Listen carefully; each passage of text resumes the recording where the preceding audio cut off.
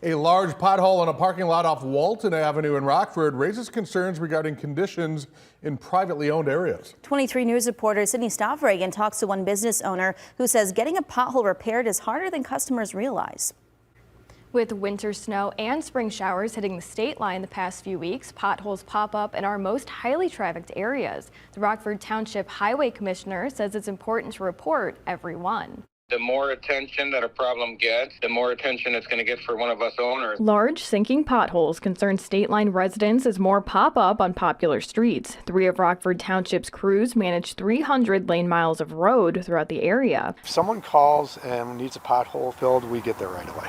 Highway Commissioner Daniel Cunnis says they are finally caught up on pothole repairs. Mother Nature doesn't matter where your road's at.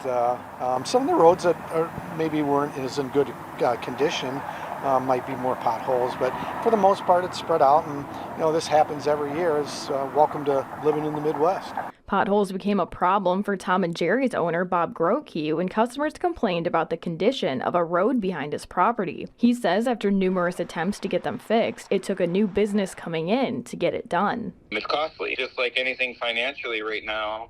Can people afford it? Does it make sense? Will they see a return on that investment? Some of those things are a hard decision when you think to invest into your roadways or your parking lots.